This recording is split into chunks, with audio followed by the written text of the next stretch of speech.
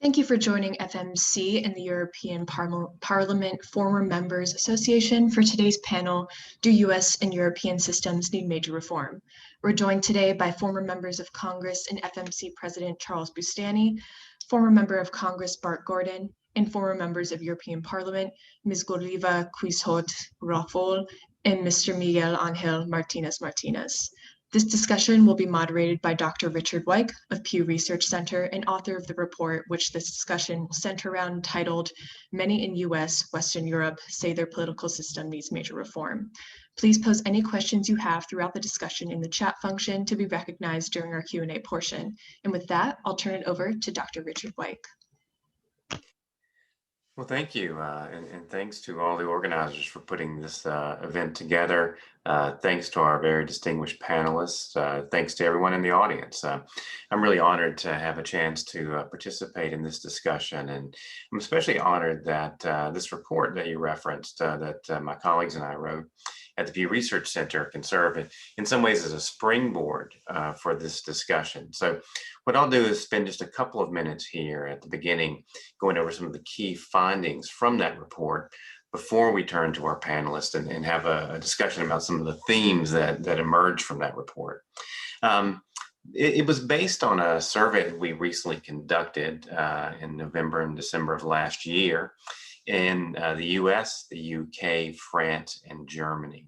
And one of the key findings that emerged from that study was that many people in these nations are interested in changing their political system. They want to see changes made to the way politics is conducted. So if you look at France and Germany, for example, you had about 2 in 3 respondents in each of those countries saying their political system needs major changes or maybe even needs to be completely overhauled. And I think those findings reflect what we've seen elsewhere in Europe, what we've seen in other countries around the world in recent years in our surveys, which is that people are just unhappy quite often with the way politics is working. And there are probably a lot of reasons behind those frustrations that people have, and maybe that's something we can talk about as part of our panel discussion. But certainly I think part of the reason behind these frustrations is that many people are unhappy with political elites in a variety of different ways. And what we see in our surveys is that many people say politicians are corrupt. And this is especially true in the United States, and it's especially true everywhere among young people. You also see many people saying that politicians are out of touch and they don't actually care about the needs of ordinary citizens. And these frustrations are part of the reason why I think you see in the survey a lot of interest in political reforms and in democratic innovations. So, for instance, there's a lot of support in the survey for things like citizen assemblies and for referenda. You've got majorities in every country we polled saying that they think it would be important to have citizen assemblies in their country. You've got majorities in every country saying they think citizens should be allowed to vote on major laws, at least when it comes to some issues. Now, there are a lot of upsides and downsides, perhaps, to those kind of approaches. A lot depends on how those kinds of approaches are implemented. But in terms of public opinion, I think what those findings reflect and suggest is that ordinary citizens want to have a more active voice in policymaking, right? They want more input over decisions that have a big impact on their lives. I think in some ways that it's clear that people have these political frustrations and that they want changes made to the political system. And sometimes these political frustrations are also exacerbated by economic concerns they have. We see evidence in our surveys, for example, that people are concerned about the long-term economic future in these countries. They're sometimes exacerbated by concerns people have about social issues or changes taking place in the cultural sphere. So there are a lot of concerns that people have, and that comes through very clearly in the survey. At the same time, there are some positive findings as well. Trust in government isn't up everywhere, but it's actually up in a couple of places in the survey. So maybe that's another topic we can touch on with our panelists. what kinds of things can political leaders do to enhance and increase trust in government? As I say, it's actually up a little bit in some of the nations where we conducted the survey. So that's a very quick overview of some of the key findings from the study. I'll weave in maybe some other findings as well as we have our discussion. But let's turn now to our distinguished panelists and get their thoughts about some of these themes. Mr. Bustani, let me turn to you first and ask you a question. Certainly we see in this data, and I think in lots of other surveys, that we've done and others have done in recent years, that there's a lot of frustration with politics in the United States. So, what do you think are some of the key factors driving these frustrations people have with the political system in the U.S. as well as in other countries around the world? I think first off, there's a general feeling of insecurity, whether it's economic security, security about their future, their children, their jobs. So insecurity is a major overriding factor that I think affects a lot of people. The pace of change, the pandemic all exacerbated much of that. And then secondly, I think there has been a serious decline in trust that has occurred over time. And I think part of the reason for the decline in trust is a perception that Congress, it's the legislative body in the US, is not addressing the issues that people care about when they sit around a kitchen table and talk to friends and family. And then the media sort of builds out these stereotypes, I think, of what happens in politics. So much of what happens where there's collaboration and actual solving of issues or problems is not really covered by the media. And the media tends to really focus on the differences in the US, further polarizing views about whether our government is working. So I think those are just some of the basic features that have led to this sort of desire for some political change in this country. And Ms. Quistot-Roll, let me turn to you next. You of course have had a career in politics in Germany. And on some questions, the survey, Germany actually looks a little bit different than the other three nations that we surveyed. They're occasionally at least a little less unhappy with their political system and with how things are going. So, I wanted to get your thoughts on the same question. What do you see as the key factors that are driving people's unhappiness with politics to the extent that they have it? And do you think Germany is different in any ways and stands out in any ways, maybe from the other three countries that we were talking about when it comes to this particular study? Well, it's difficult to say because each country has, of course, its own specifics. And we have, in a certain sense, a very stable system. We had Kohl for 16 years, then afterwards a socialist chancellor for 8 years, and then Merkel for 16 years. That's something other countries dream about. And this means that, in fact, there is a kind of trust or of confidence from the people towards their chancellor. It wasn't so in 2015 when we had the migration crisis. But now, during this crisis with the pandemic, our chancellor has a very, let's say, straightforward, but also very simple way to explain, or a lack of explanation, but just to say we try to make it, and we will succeed. She's absolutely not corrupt. You cannot say that there is maybe some small facts, but the chancellor is not a corrupt woman. And this simplicity brings with it that there is a lot of confidence in her. So that's one thing. The second thing is that, of course, also in Germany, the influence of the social media with the very short answer, response, again, a new reaction and so on with these very short time delays brings with it that everybody is, let's say, trying to give their views, to be far more aggressive as it was, but it's also very short living. So that when you come to the fundamental question, are we happy or not? Well, we are in Germany more or less happy. In the last time, we had the discussions about the climate change, which brought a very big, good result for the Greens in the polls. But then the candidate of the Greens, Annalena Baerbock, makes maybe a lot of mistakes from beginners. Everybody makes mistakes. But then there is always this very stable system which we have now. I'm not sure that it will continue this way, but at this moment, there's no real dissatisfaction. There is one point, and in my view, that's a real problem, but not only in Germany, but a real problem at this moment.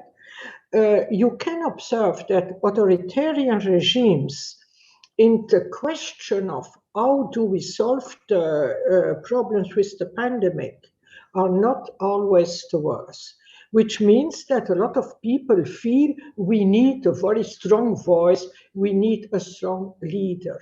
And we have at this moment a competition. Democracy is a difficult system. And in this actual time, a difficult system has to prove itself and to communicate far better. That's not only a German problem. There are difficulties in communication also in other states.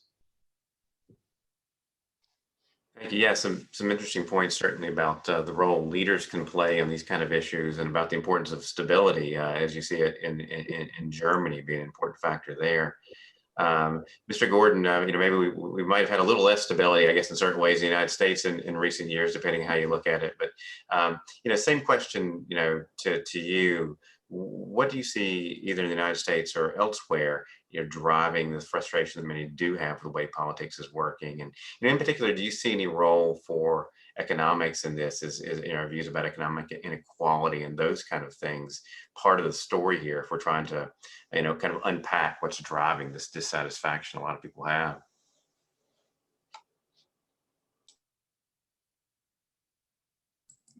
There we go. I'm sure there are some common denominators across the board. Let me expand a little bit on Charles's earlier comments about the United States. As he pointed out, there's a lot of uncertainty now. A lot of, through globalization, there is a feeling that there's been winners and losers with globalization. The elites have won, the masses have lost. And again, that income disparity pushes a lot of that. So how did that get amplified? Well, if you go back 25 or 30 years ago in the United States, basically we had 3 national TV stations that tried to get the news right.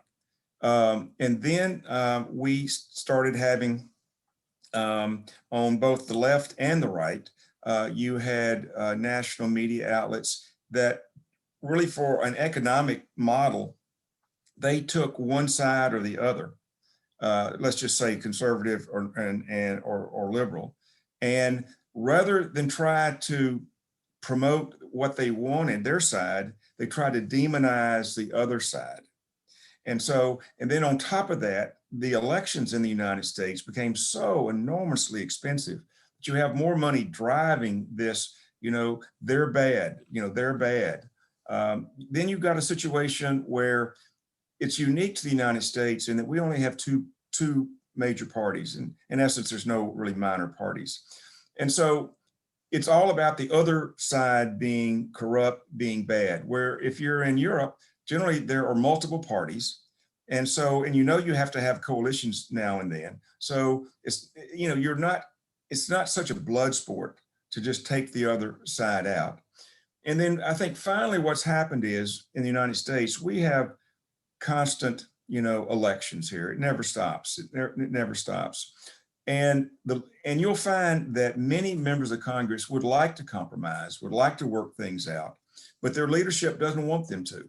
If you're in the minority, your leadership is pushing you to stop anything from being done. And either Democrats, Republicans both have done that. So what do you do with that? It's a tough situation. We can't change the media.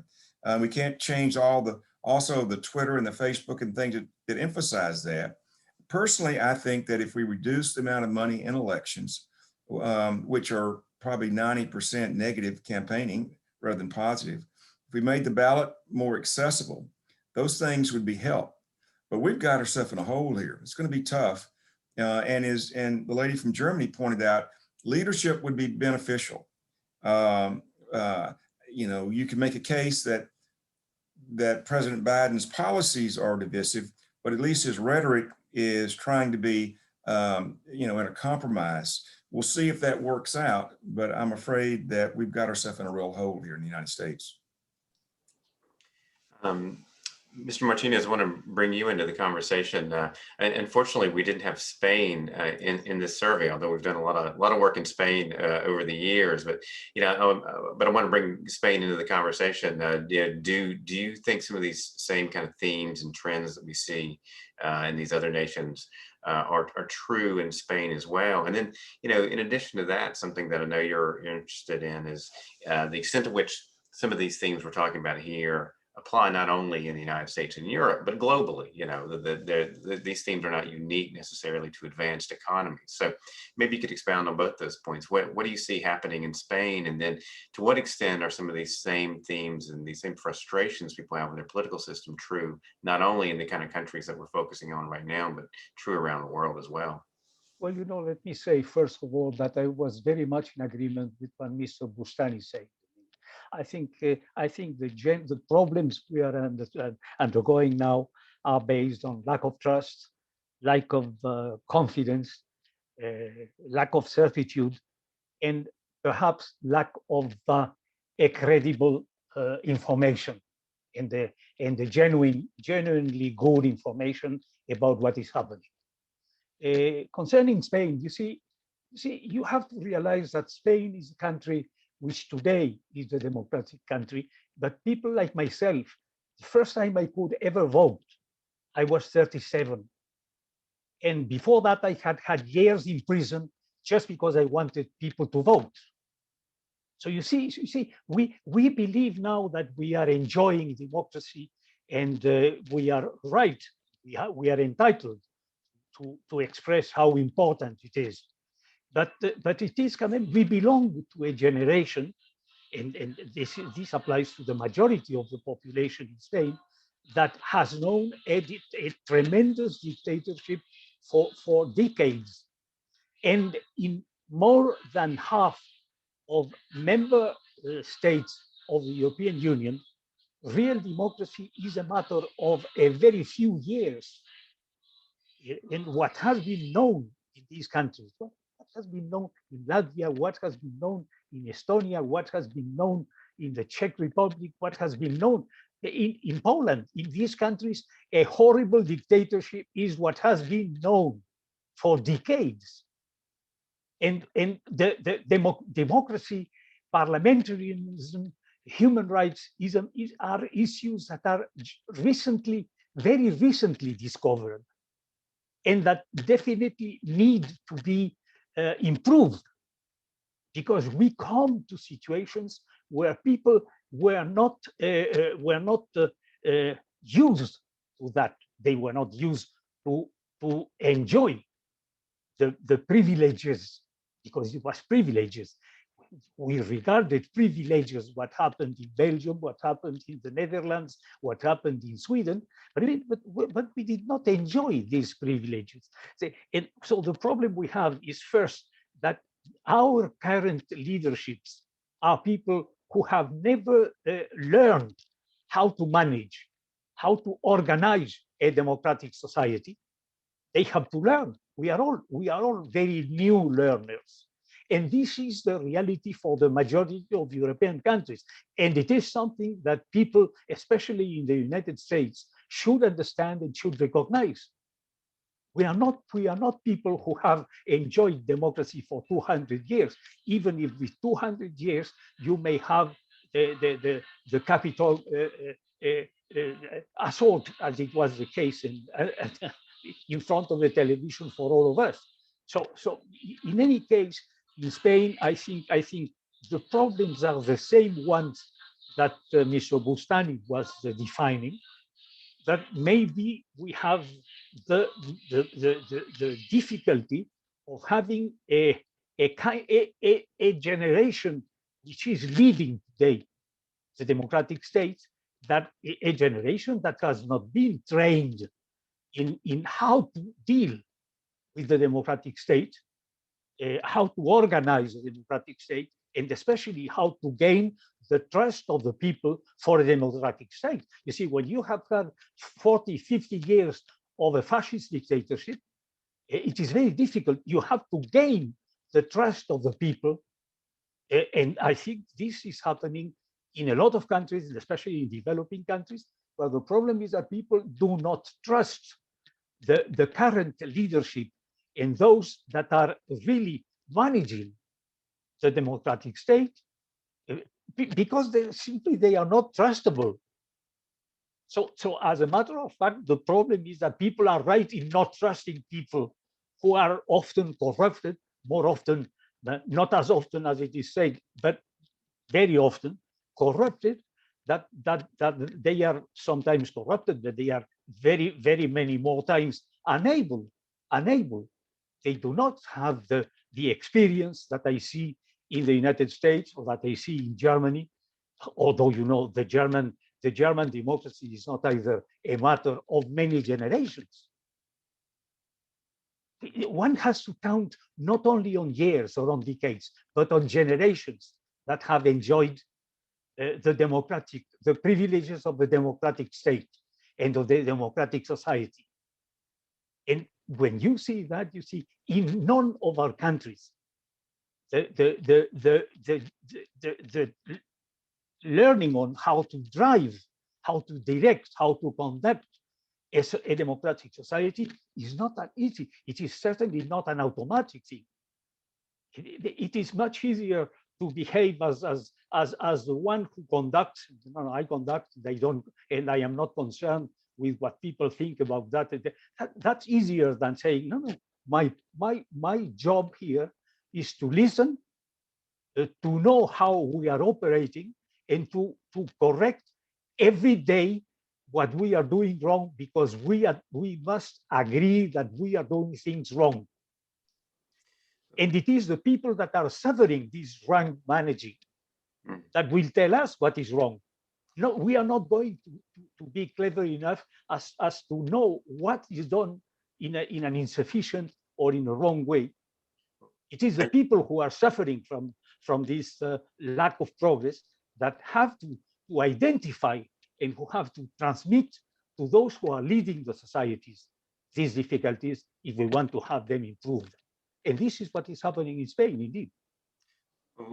Ms. Martinez, let me follow up on something that you raised, and I think it's already been mentioned by a couple of panelists, which is the idea or the concept of trust, and how important it is in a democratic society. And as you note, of course, looking at different kinds of surveys, trust in government institutions has declined in many places over the years. Although, one thing we see in this survey is that at least in France and Germany, trust in government has actually increased a little bit over the past couple of years. So kind of a positive sign there.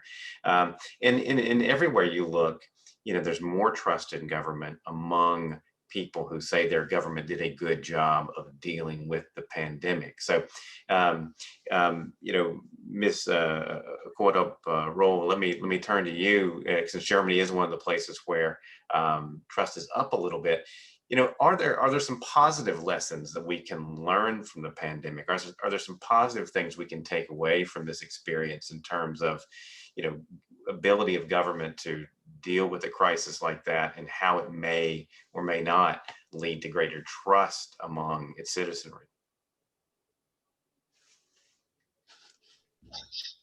Yes, I believe that the biggest lesson we all have to learn if we work in politics or if we work as analysts of the politics, that is that we need a way to communicate, to give the information to the people in a way that they do understand it, and that we speak about their concerns and not about the concerns of the political class.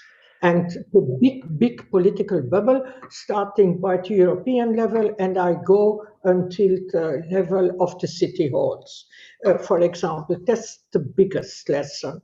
The second thing is that the politicians have to know that they are in concurrence with the social media, with a complete different way to give information, to react, to respond, or to ask questions.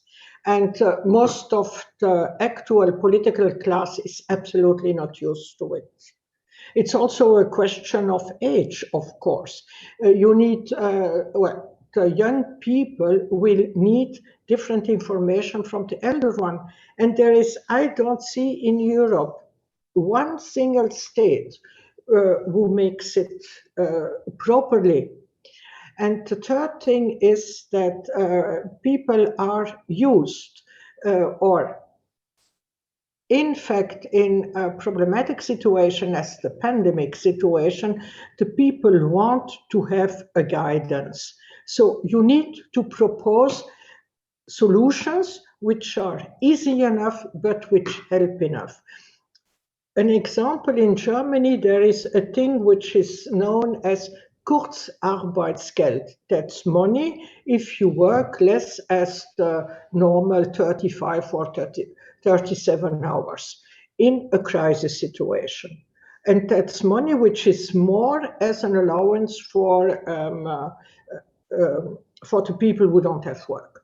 So, and that helped a lot of people and a lot of firms during all these months. That's a good thing. So most of the people can't work anymore enough, receive money from the state, and have more or less the certitude that after the pandemic, they will work again in their firm. That's good for the firm owners, that's good for the workers there. And this was one of the points which increased, well, let's say, the confidence. I will not go too far. There are a lot of critics in Germany, but the basic confidence is there. Mm. You know, you mentioned in a couple of different ways the importance of the political class and the role they play.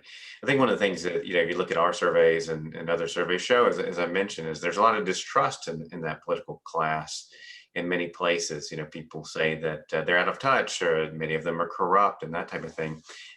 In particular, you know, this view that politicians are corrupt is very prevalent in the United States. We had, I believe, it was 65% of Americans saying most politicians are corrupt. So maybe I can turn to our two American panelists here.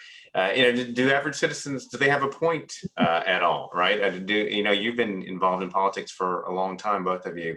Now, do you find that average citizens think there's a lot more corruption in politics than there really is, that politicians are much more out of touch with average citizens than they really are? Or do you think average citizens, you know, have it about right? Do they have a point in certain cases? You know, if one of our American panelists wants to jump in. Sure, I'll take a stab at that to start. It's interesting when you poll generally about Congress, it polls very poorly, and you know, as an institution, and the issue of corruption and a lack of concern is also very prevalent in most of those polls. But when polling is done on an individual basis about a member of Congress in their specific district, the numbers are different more often than not. And more often than not, that member of Congress gets pretty good marks from their district. And I think it's interesting, part of it has to deal with the greater connectivity that a member of Congress may have with their own district, whereas in the abstract, you know, Politicians are perceived as the elite. They're corrupted by money and outside influences and special interest. And so I do think there's an exaggeration about the corruption, but it is an issue. And whether there is actual corruption, which there is, or a perception of corruption, which if that perception really erodes trust, it's still a problem and it needs to be addressed. Just a quick anecdote. In my very first term in Congress, my first year in Congress, we had Hurricanes Katrina and Rita that devastated the state of Louisiana. And the administration at that time under George W. Bush, the governor, under a Democratic governor, the mayor of New Orleans, all got very bad marks for the response. And actually, I recognized very early on that I would get reelected based on my performance and how I dealt with this emergency. And so I just rolled up my sleeves, showed up at every event, helped troubleshoot problems, and I ended up getting polling off the marks and easy reelection after that, whereas others struggled. And it was because you have to meet people where they are with the problems that they're concerned with, whether it's an emergency or an everyday problem. Show some humility and empathy, and then try to take them where you want to bring them on the policy concerns. It's a pretty simple formula, but yet too many politicians do separate themselves from the people they represent, which then leaves a gap for this trust deficit to build. And of course, the polarization that's exacerbated by social media, by partisan media, other special interests, and so forth, just make that worse. So for representative government to effectively work, there has to be the element of trust. And for politicians, and it goes back to Godleva's comment about leadership, leadership has to understand what it takes to lead. And you can't be too far out in front of the constituent you're trying to lead. You have to meet them where they are and find ways to move them in a direction that's positive from a policy standpoint. And Mr. Gordon, does that sound about right to you? I mean, is there anything you want to add in terms of, to what extent citizens have a point about some of these concerns they have regarding corruption or regarding, the perception that politicians are out of touch? Well, Charles made the same point I was going to make, just he did it better. So I won't spend too much time on that. We have an ethics committee in Congress. And so every year or two, there is someone who is punished for some corrupt act. So there is some, but it's a small amount within Congress. The point that he made that I don't think you had on your poll is that whenever we do a political poll, we ask, what's your view of Congress? And typically it's going to be 15 to 25%, bad. And then in a positive way, what's your positive view?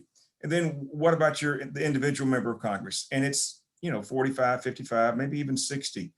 And I'm wondering whether or not Germany, which has, and France to some extent, which has a better rating than we do, maybe they have smaller constituents. We have about 700,000 per, member of Congress. Do they have smaller constituencies, which allow them to have more of a personal contact with those, with their folks, which might in turn give them, their constituents, a better view of them? Interesting. You note the importance of the personal connection, right? And that's important for it's an important reason why often, as Mr. Bustani said, that your local representative will get higher ratings than your institution will, right? Let me remind quickly the audience members that if you want, submit questions, please. If you do have them for our panelists, and we'll turn to those in a moment. We've already gotten one, and please submit others if you do have questions that you'd like for them to address. Let me turn to, I guess, possible reforms or solutions or things that can be done to address some of these citizen frustrations that we've talked about in terms of what's in our survey. One of the things that we asked about on the poll was citizen assemblies. And I wanted to turn to our European colleagues here and get their thoughts on this. Citizen assemblies, other forms of deliberative democracy have become increasingly common in Europe in recent years. In France, there's a lot of attention paid to the citizen assemblies on climate change over the past couple of years. Are these efforts, are they a good way to get citizens engaged and deal with some of these concerns that people have about their political systems? Or what do you see as the upsides or the downsides of citizen assemblies and other types of efforts to get citizens more directly involved in lawmaking? Well, maybe I can answer something about this direct participation. I believe that in theory, it's a very good thing. But I give you an example of the practice. This difference between winter time and summertime in Europe is a thing which we are dealing with since more or less 10 years. And there was a lot of interest from citizens who wrote letters, who made petitions, and so on and so on. When you look at the result of all these efforts, 50% of the citizens wanted to have an all-year summertime, 50% an all-year winter time. A lot of citizens wanted to have the change. I don't know exactly for what reasons. And almost 70% didn't want a change. And it was different from one state in the European Union to the other. So how can you make a piece of legislation which is so that everybody is more or less happy? That's not possible. And it is with a lot of this direct participation so that a minority, which is very vocal and not satisfied, is expressing themselves. The big majority is more or less silent. It was so in 68 when half of Europe had the student revolutions, and it remains so until now. May I very shortly answer the question of the previous speaker, Gordon? The constituency in which I live for the Bundestag has almost 300,000 citizens. And it's not a small constituency. I believe that's maybe easier also if you just have elections every 4 years and not every 2 years. That's maybe easier to have contact and to have a more continuous contact without always campaigning. Because in campaigning times, nobody believes what you say. Mr. Martinez, I wanted to get your observations on some of this. Particularly as we talked about the idea of citizen assemblies, as I said, being used more across Europe. Do you see this as an effective way as you look, at some of these efforts to get citizens involved? As we've noted, in some ways the theory can be a little bit different from the practice, and implementing these things can be a challenge at times. But what do you think? Is that a promising avenue, or are there other similar promising avenues for getting citizens more directly involved in policymaking? Well, I'm well over 80, and therefore I do not want to think about any future which is not a better future.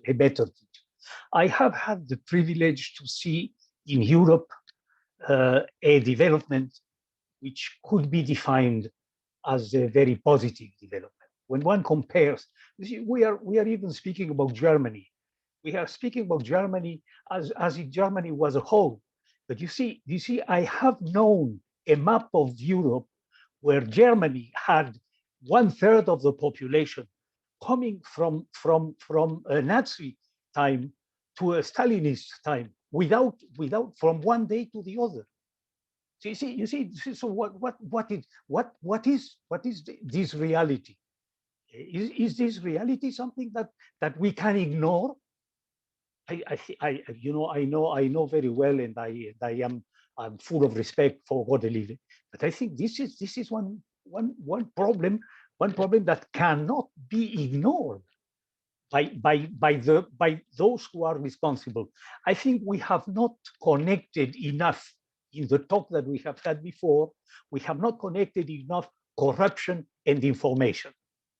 And then when we discuss about corruption and information, we have realized that in most of our countries, in normal, even in democratic politics, you have parties that use corruption as a permanent issue in order to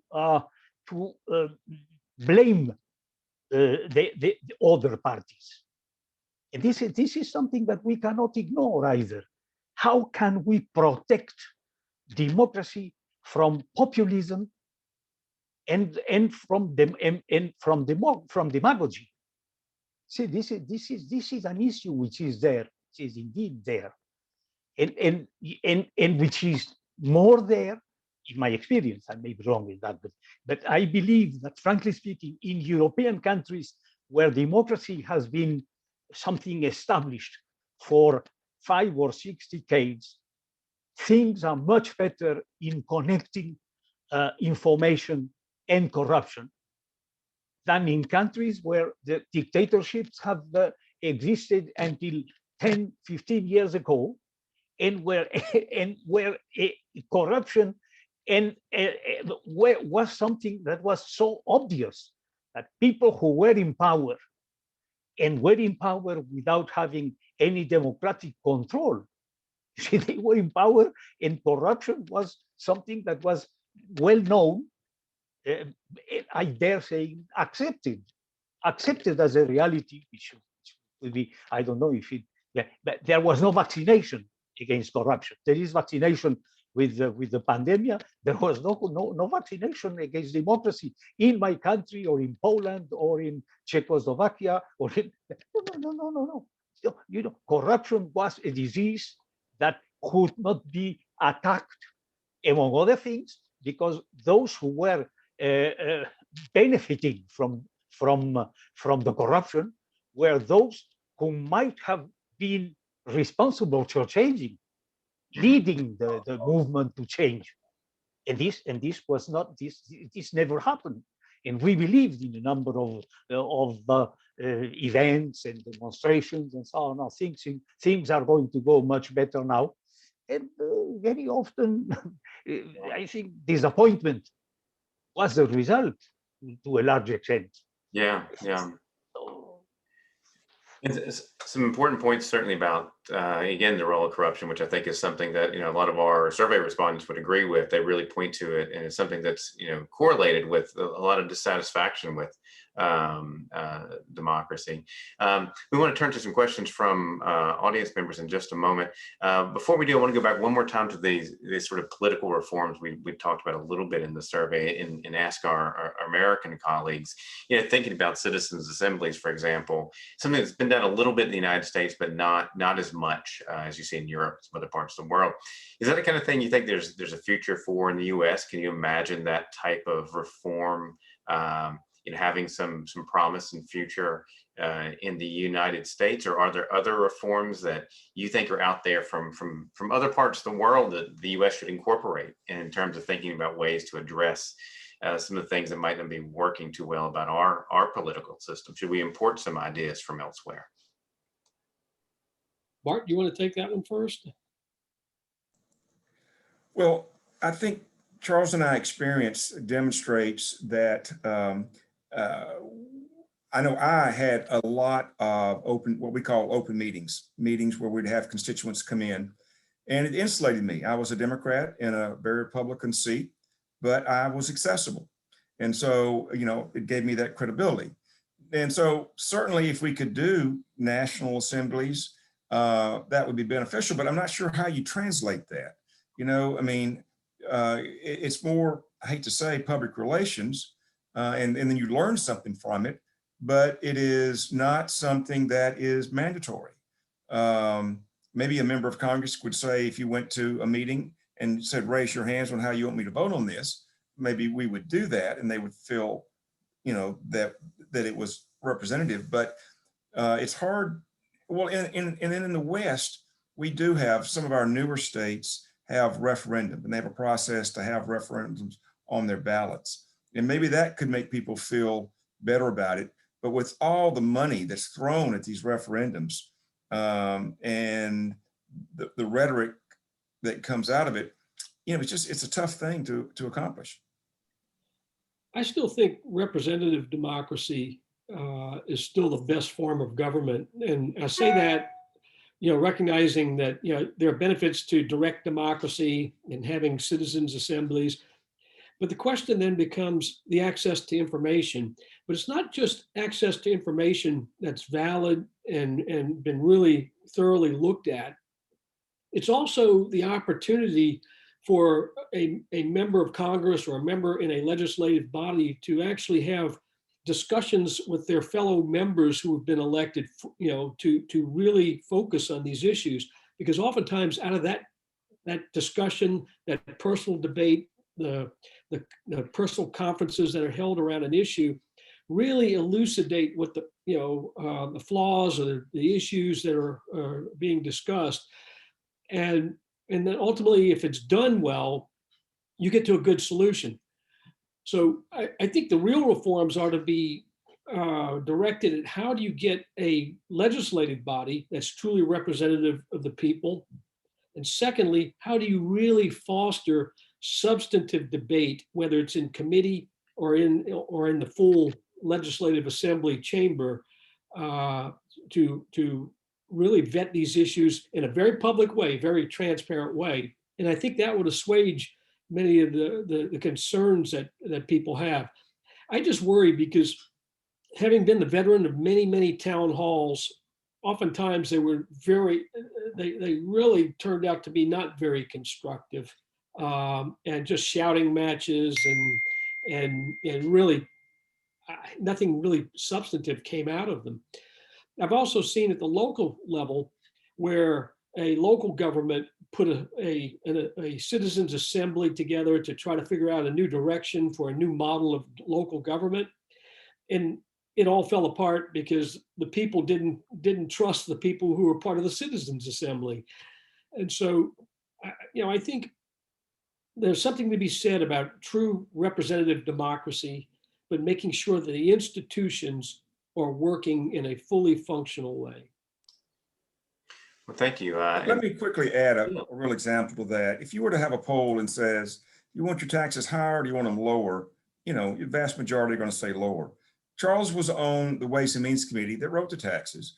There's just so many subtleties within that it was necessary to have folks that were well informed. So that is one difference between representative democracy and direct democracy.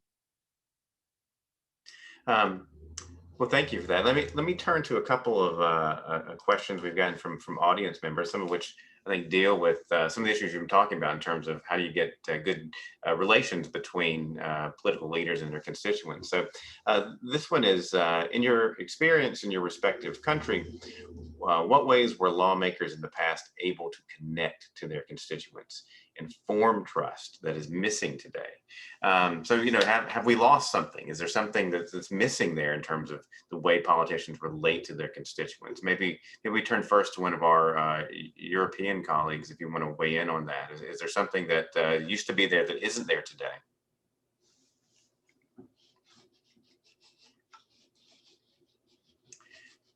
Or our American panelists are welcome to jump in as well, whoever has any thoughts on this one. Well, the irony is there are more tools available now to communicate directly with your constituents than there were in the past. And yet communication has ironically become more difficult because of all the noise and the clutter out there. Frankly, I think this is the biggest challenge facing anybody who's elected to represent a constituency. How do you really get through to your constituents in the most direct way to provide the best information possible when you have other elements out there through social media, other forms of communication, even special interest groups who spend lots of money to use the airwaves to really either subvert the message or subvert the facts. That's the challenge for anyone who holds elective office. And I can't think of a day. I mean, it seems like every single day in my time in office, we struggled along with my staff in terms of how to best communicate with constituents, because there's no substitute for personal contact, but you can try all you want to get personal contact with constituents, and you're not going to do it. The numbers are against you. So how do you meet that challenge is still an ongoing issue, despite the fact that there are more tools available, yet those tools lend themselves to the opposite by corrupting the messaging. Yeah. So you said it's a bit of an irony, right? More tools than ever, yet it hasn't always made communication easier. And we probably see that reflected in lots of areas of our lives, don't we? Let me turn to another question as well, which, of course, we're talking about different kinds of political systems here, just represented on the panel. So one of the questions that we have deals with that. Is a parliamentary system, which focuses on party dominance, better at generating voter confidence than a presidential separation of powers system where parties are more focused on marketing and branding and things like that? What do any of the panelists have in terms of reactions to that? Are there different systems now that are generating maybe more trust, more positive outcomes than others, or is it not really about the system? Is it about other things? Let me address that. I used to think that the US two-party system was superior to the multi-party European system, because you had one party that was ready to go in and immediately, if they took power, to go in with their team to start governing. But now, and then with coalition governments, you have to, it takes so long to get things done. I now have a different opinion. I think that our two-party system has led to such villainization of the other party that it's hard to work together. And that when you have to build a coalition, you're less likely to be demonizing someone that you might have to be working with later. And so I think that effort to build coalitions, even though it can be time consuming and frustrating, I think overall in today's environment is a better system. Other thoughts on sort of system differences and the way that plays into this? Yeah, I think both systems have their pluses and minuses.